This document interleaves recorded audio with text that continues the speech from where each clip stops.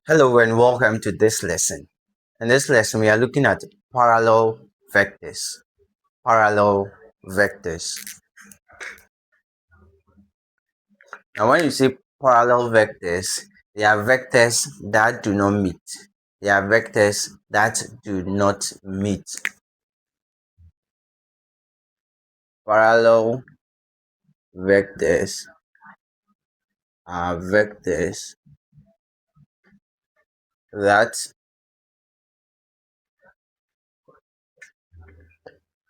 do not meet. They are vectors that do not meet. So they either move in the same direction or they move in opposite direction. So we have two vectors moving in the same direction. For example, I have vector A here and I have another vector B here. So vector A, vector B, and they are all moving in the same direction. They are parallel vectors. Or if we have vector A, you have another vector B, but this time around vector B is moving in an opposite direction to A. We say A and B are still parallel vectors. So parallel vectors are vectors that do not meet. They might have the same direction as we have here, or they might have opposite direction. They are all parallel vectors. What are some of the conditions that tells us whether two or more vectors are parallel or not? So our conditions. Number one, they must move in same or opposite direction. The angle between them must be 0 degrees or 180 degrees. Number three, they must not meet. They must not meet each other. Number four, they have the same gradient. Number five, one is a scalar multiple of the other. The angles between them must be 0 or 180 degrees. So if they are moving in the same direction, it means there is no angle between them. So the angle will be 0 degrees. If they are moving in opposite direction, one is going here and the other is going in the other direction, we can say the angle between them is 180 degrees. The third one is they must not meet each other. They must not meet each other. We've talked about that one. And then they must have the same gradient. Now, this is what we'll be using most. We will focus on they must have the same gradient. So we explain it later. Then one must be a scalar multiple of the other. One must be a scalar multiple of the other. What it means is that if you have a vector A with coordinates 5 and 10, if you are looking for a vector that is parallel to this, it means that you can write the vector B. Then you multiply this vector by a scalar. A scalar can be any number, a constant. So let's say you have 2. So 2, 5, and 10. So B is equal to, now this 2 will multiply this 5 and you write the answer on top. So 2 by 5 will give you what? 10. Then this same 2 will multiply this 10. So 2 by 10 will give you what? 20. So it means that A, which is 5 and 10, is parallel to 10 and 20, which is vector B. We got our vector B by multiplying vector A by 2. So that's why we said that two vectors are parallel if one is a scalar multiple of the other. If you multiply a number by the other one and you are getting the other vector, it means that they are parallel. So let's look at some more examples. Now have vector C to be equal to 3, 6. Write a vector that is parallel to this. Write three vectors that are parallel to this. So the first one I can write is, let's say, vector D. Vector D. So I can multiply everything here by 2. So here will be 3, here will be 6. When I multiply, 2 by 3 will give you what? 6. 2 by 6 will give you what? 12. So this is a vector that is parallel to this. The next one, I can have another vector E, which is equal to 3. I'll multiply it by the same thing again. So 3, 3, 6. And that will give me 3 by 3 will give you what? 9. 3 by 6 will give you what? 18. So it means that vector D, which is 6, 12, is parallel to vector C, and vector E is also parallel to vector what? C. Now you can have another one like A, B, C, D, E, F. So F can also be, you can choose any number, maybe 10. You can do 10, then you multiply it by this 3 and 6. So always you multiply the scalar value by the original vector that you were given, by the original vector that you were given. So 10 will multiply what? 3, and that will give you what? 30. And then 10 will also multiply 6, which will give you what? 60. So all these vectors, vector D, E, and F, are all parallel to what? Vector C. What this means is that now if you have a vector C which is equal to 1, 2, and you have the vector D which is equal to 2 by 1, 2. Are you okay? 2 by 1, 2. Then that will give you 2. 2 by 1 will give you 2. 2 by 2 will give you what? 4. I'm multiplying the C by 2 to get D. What it means is that our vector vector C, if this is our vector C, the length of the line is the magnitude of the vector. Always the length of the line is the magnitude of the vector, and then the arrow shows the direction. Because they are parallel, and this is gotten by multiplying C by 2, it means that the D will have twice the length of the C. The vector D will be equal to twice the length of what? C. Twice the length of C. Now there's a quick thing you have to pay attention to. Cardinality of the scalar value. Okay, so if the scalar value, let's say the scalar value is K, if it is positive, if the scalar value is positive, it means something. And if the scalar value is also negative, it means another thing. So when the scalar value is positive, it means that the two vectors are moving in the same direction. For example, if I have vector A, which is equal to 1, 1, and I have another vector B, which I got by multiplying vector A by 2, which is so 2 will be here, 1 will be here, and you are getting 2, 2. Now you see that the scalar factor here, on the scalar value here, is positive. It means that these two vectors are moving in the same direction. So if this is vector A and this is vector B, you see that vector A and vector B are moving in the same direction. So if the scalar value that was multiplied by one vector she gets the other vector as positive, it means that the two vectors here are moving in the same direction.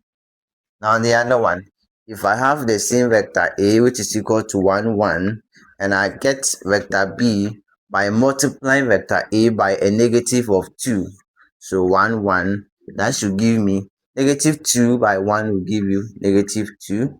Negative 2 by this one here will give you negative 2. So you see that because you are multiplying this by negative, the signs or the cardinality of the coordinates of B changes. So if you are illustrating this vector, vector A will go in one direction, let's say the forward direction, and then vector B will now move in the reverse direction. In a reverse direction. You understand what I'm saying? So when the scalar value that you are multiplying by one vector to get the other vector is positive, if it is positive, that means they are moving in the same direction. If it is negative, it means they are moving in what? Opposite direction. Opposite direction. So take note of this. Now another way of checking if two vectors are parallel is by using their gradient. So we said that two or more vectors are parallel if they have the same gradient. Okay. So let's say we have a vector x, position vector x with coordinates, let's say a and b, and you have another position vector y with coordinates c and d. Now, because they have the same gradient, we know that gradient which is m is always equal to the change in y over the change in x, which can also be written as delta y over delta x. When you see this small triangle here, it means change. It's a Greek alphabet which is called delta. But when you see it here, you mention it as change in y over change in x.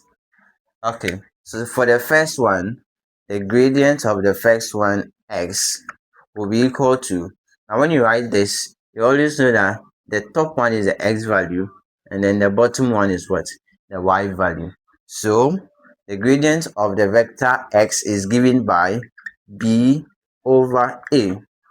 B standing for y will come as the numerator, over a, which stands for x, will come as the denominator. For the second vector y, our gradient of y will be equal to d over c. So m, whenever you see m is used to represent gradient. So m of x means gradient of the vector x, which is given by b over a, and gradient of the vector y, which is given by d over c. Now, for these two vectors to be parallel, it means that m of x should be equal to what? M of y.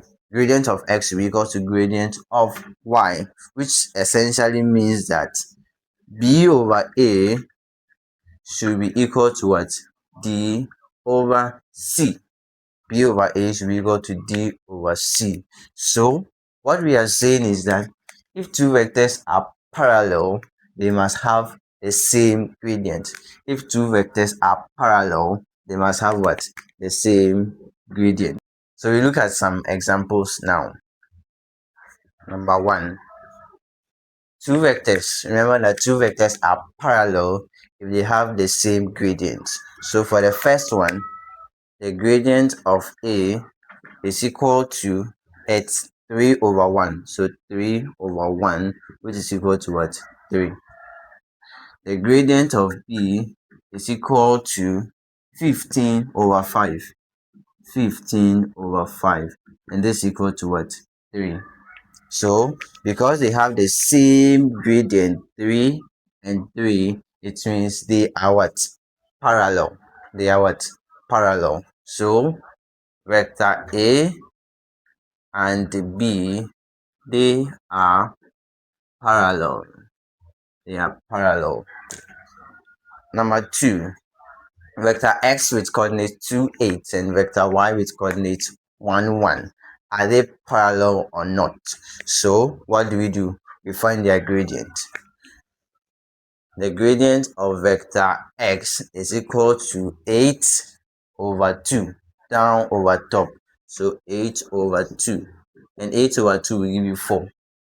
The gradient of y is equal to 1 over 1. 1 over 1. And this is equal to what? 1. So you ask yourself, are the gradients the same? No. So it means the vector x and vector y, they are not parallel. So x and y are not parallel. Okay, so we can so you do this and determine whether the value of determine if m is equal to 2, 5 and n is equal to 4, 10 are parallel vectors. 2. So we have the vectors x, which is equal to 4, 5 and y, which is equal to 2x 15 are parallel. So they are parallel. Find the value of x. Find the value of x. Our solution.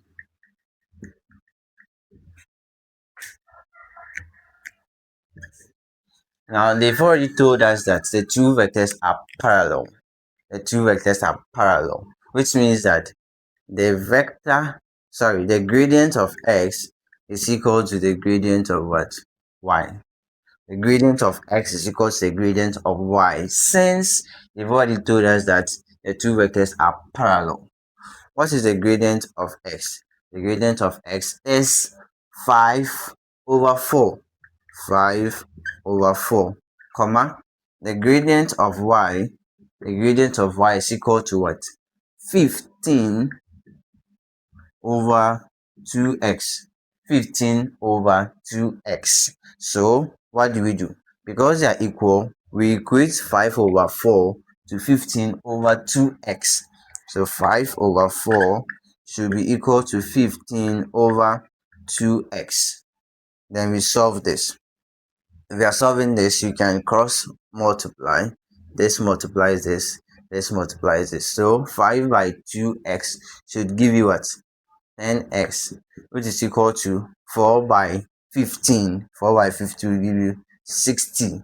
Then you divide. So 10x over 10 is equal to 60 over what? 10. So this cancels this. This cancels this. You get 6. So therefore, our x is equal to 6. Our x is equal to 6. And that's the answer. This is how we solve this type of questions. This is our third example. The vectors m with coordinates 2 minus x and 3. And the vector n is equal to 2x minus 5 and 2 are parallel. Find the value of x. Find the value of x. They've already told us that the vectors are parallel. So it means that the gradient of the first one, m, should be equal to the gradient of the second vector, which is n. So m of n. Now what's the gradient of m? The gradient of m is equal to 3 over, so 3 over 2 minus x, comma, the gradient of n is equal to 2x minus 5 all over 2. All over 2. Is that correct? No. It should be 2 over 2x minus 5, since the gradient is y over x. Now they are equal. So what do? We have 3 over 2 minus x equal to 2 over 2x minus 5, like this. Then we cross multiply. We have 3 multiplying the whole of this, which is 2x minus 5, will be equal to this 2 multiplying everything. So you put it in brackets. 2 minus x. 2 minus x. Now we expand. 3 by 2x will give you 6x. 3 by negative 5 will give you what? Negative 15. This should be equal to 2 by 2 will give you 4, minus 2 by negative x, that will be negative 2x. Then you solve, you group like terms. We have 6x plus 2x equal to 4 plus 15. 4 plus 15. 6x plus 2x will give us 8x, which is equal to what? 19. So 8x is equal to 19. We divide by 8. We divide by 8. This cancels this. X is equal to. So this will be 2 whole number.